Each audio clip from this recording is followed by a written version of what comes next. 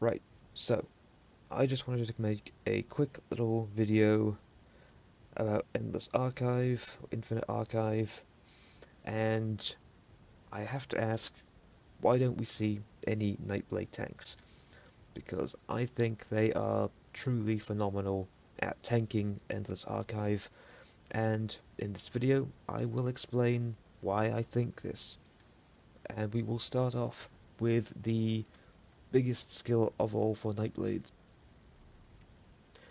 and that is Mass Hysteria, which has got Mage Cowardice, and Nightblade also has Power Extraction, which has Minor Cowardice. What Major and Minor Cowardice do is reduce the weapon and spell damage of affected targets by 430 and 215 respectively, giving you a grand total of 645 weapon and spell damage reduction. Now, why does this matter? In the grand scheme of things, in dungeons and trials, it does not matter.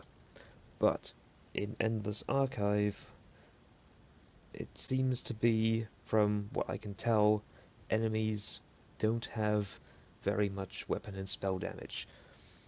Common trash tends to have about 1,000, with elites and the marauders having a little bit more in the range of 1,500 to 2,000, and bosses having about 2,500. So at that point, when you're knocking off over 600, nearly 650 weapon and spell damage from numbers that low, these two skills start to make a lot of sense. And suddenly you're reducing damage that the trash does to you by 50-60%, and that alters the way you play. Specifically, it alters the way your teammate, your damage dealer, will function, because at that point, they don't need to be overly caring about how tanky they are. They may still run an armor buff just to be safe, but outside of that, their sets can be for damage, their skills can be for damage, their champion points can be for damage. Whilst you, as the tank, with this build, your entire duty and role is to reduce the enemy damage output by as much as you can. And through the rest of this video, I will explain the rest of the tools and the rest of the kit that you have access to in order to make that happen. So, let's look at the gear. As a lot of people know, or at least a lot of people that are really into doing Infinite Archive, we have Pearlescent. This is a fantastic tanking set. Its fifth piece is particularly special. The main reasons why is it grants up to 180 weapon and spell damage based on group members alive, and if you're running duo with a friend, there's a good chance they will be alive for most of it, and they will get the 180 extra weapon and spell damage all the time. But when they die, and no matter how good this build is, they will die occasionally, there's always unforeseen circumstances that happen. That's where the second part of the fifth piece comes in, which is the 66% damage reduction that you as the tank will receive when your damage dealer goes down. And that is huge. It makes resurrecting them absolutely super easy, barely an inconvenience, and then they can get straight back to damaging and you can clear out the room or the boss in no time at all. So, next set in mind is Heartland Conqueror. Again, another mainstay set of Infinite Archive builds. It gives weapon traits 100% effectiveness. So, why is this useful? It's because we've got the AoE side of damage reduction covered, but we don't necessarily have the single target, because bosses still have over 2,000 spell damage, and Major and Minor Cowardice isn't quite enough to really take the edge off. But the weakening enchant on a infused Heartland Conqueror weapon is, or at least it helps a great deal. What you need for it to really do its thing is attuned enchantments. Once you get a couple of these going, bosses will become absolutely trivial. And that's the whole idea behind the build. Reduce enemy weapon and spell damage to the point that they pose no threat to you. And it works amazingly well, and I'm genuinely surprised I have not seen more Nightblade tanks on the Endless Infinite Archive leaderboards. So, with the two main sets out of the way, we'll cover the last two pieces. Pale Order, which is a nice little bit of healing, and Pilot Skeleton, just for a bit of armor. We will go through our skills now, real quick. Besides our minor and major cowardice buttons, we have our support skills. These are usually whatever the damage dealer requires of us, be it my, minor courage, vulnerability, orbs, that kind of thing. If they want it, you can give it to them. Leeching Soul, crafted skill. It functions a lot like Dragon Knight Chains. It pulls stuff to you while taunting them. It's not quite as long a range or as cheap, but it has other things to make up for that. It has a 600 Magicka and Stamina Restore built in, along with Major Maim in this particular version of the crafted skill, and that's even more damage reduction piled onto an already very good build for this. Next up, Leeching Strikes, possibly one of the best utility skills just to have slotted on your bar on a Nightblade, period. It functions a lot like the Healing Ring. When you do damage, you get a healing tick, and when you use it, it restores magic and stamina every time you cast it at the cost of a bit of health. But it will stack up the more damage you take. Is it when you take damage? It's when you deal damage, it reduces the cost of its next cast. So, if you wait for 10 damage ticks, casting this to get resources back doesn't cost any health. It's a fantastic skill. On a Nightblade tank, you need to have it. Dark Cloak. This is basically your nice, strong, slightly burst heal, minor protection, armor buff, all in one. It's fantastic. You can't go wrong using this.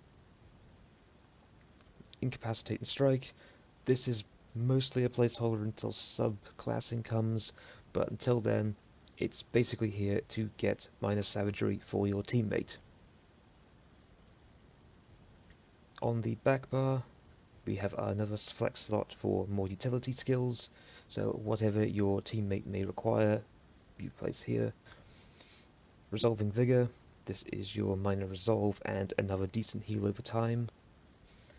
Blockade of Frost, this is the main source of where you're going to get those healing ticks from Leeching Strikes and that ring, I forget its name, from Pale Order.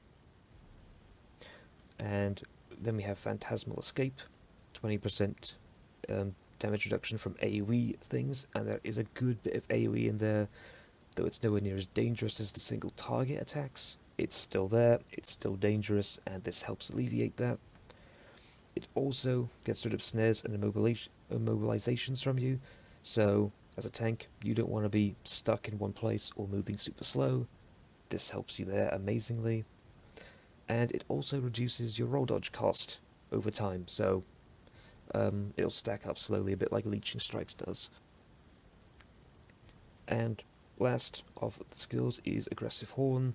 This will always be on my build because it buffs my damage dealer, and I can't see, unless a crafted ult with amazing utility comes along, or maybe one of the class ults will prove more useful in the future, but for now, I don't see myself changing off Warhorn anytime soon. Right, champion points. Nice and simple. We've got Duelist Rebuff, which is reduced damage taken by single target attacks. Enduring Resolve, which is reduced damage taken by damage over time. we've got Ironclad, reduced damage taken by direct damage attacks. And as you can tell, there's a bit of a theme going on with all three. They all reduce damage taken by single target attacks. And this is to counteract the Marauders, because the Marauders, in my opinion, are the most dangerous challenge in all of Infinite Archive, because the Fire Marauder is particularly dangerous with the amount of dots he puts on you. We've got Bulwark for some more armor to help with the armor cap, more health in the red tree from Boundless Vitality, armor from Fortified, Bracing Anchor, which is block mitigation, which is pretty damn useful most of the time. It does make you slower, but it's a fair trade-off. And the most important one, in my opinion, is rezzing. So, yes, you have Pearlescent to make yourself tankier whilst you're rezzing your teammate, but this means you don't get knocked around or have as much chance to be knocked around by the enemies in Infinite Archive whilst you're trying to res somebody. Moving on to more general things. So, Mundus wise, I use the Steed because I quite like to be fast on a tank. My damage dealer friend is quite aggressive. He will rush ahead more often than not, so I need to be able to keep up. And considering I have Bracing Anchor, this helps a ton. It also gives health recovery, and there has been times I've tried having extremely high health recovery setups, and they're not awful, but in general it's kind of passive healing that helps. Food-wise, we've just got Bewitched Sugar Skulls. They tend to be the best tanking food that you can find, and I believe that about wraps it up. Oh yes, I can quickly go over the armor traits now. Chest, I will do reinforced, and then all of the small pieces, such as the waist, the shoes, the hands, the shoulder, will be in sturdy, and the head and the legs will be in infused. Weapon traits, infused and infused. Oh yes, I forgot to mention. On the front bar, I use a damage shield enchant. So when you get attuned enchantments stacked up, this shield is quite strong. So I do recommend that if you want a little bit of extra survivability and to just play it safe. Trait-wise, on jewelry, you just want to do infused to get the most out of your enchants.